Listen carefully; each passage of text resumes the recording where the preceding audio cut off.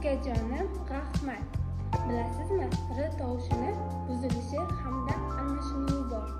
Bunda agar bolangiz r tovushini g deb talaffuz qiladigan bo'lsa, bu r harfining buzilishi deyiladi. Agar bolangiz r harfini y, l harflari bilan almashtirsa, bu uning almashinuvi hisoblanadi. Men Jizzax davlat pedagogika universiteti maxsus pedagogika logopediya 3-kurs talabasi Abduvohidova Dildora shu mavzu haqida gapirib o'taman. Birinchi mashq nafas mashqi. Sovuq havoni bolaga chiqarishni o'rgatasiz. Keyin bola uxachiskani tishlaydi hamda puflaydi.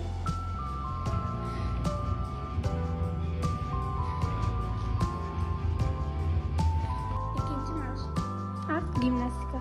Qoshiq bilan bolaga tilni tepaga ko'tarishga yordam berasiz.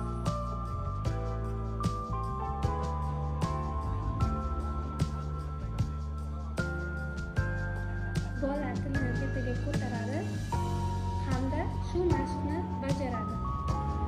Siz ungacha sanaysiz. Uchinchi mashq r tovushini talaffuzga qo'yish.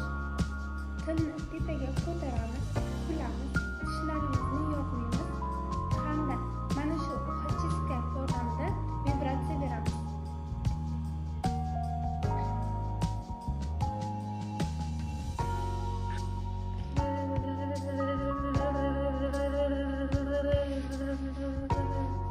Bola tilga sovuq havo chiqaradi va siz mana shu uxachiska yordamida unga yordam berasiz. Balki shundan keyin bola r harfini chiroyli va ravon aytib ketadi. R harfini talaffuzga qo'yish. Buning uchun mashinamizni yurgizamiz. Trrrr, trrrr, ra, ro, ri, ru, ro, re, ar, or, ir, ur, er, or,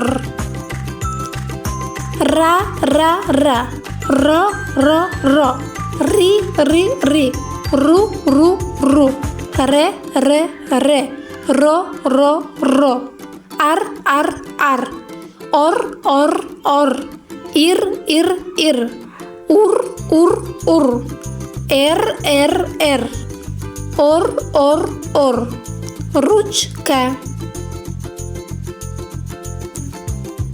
ракета, редиска, ромол, карам, bo'ri, bodring, archa, shar, anor.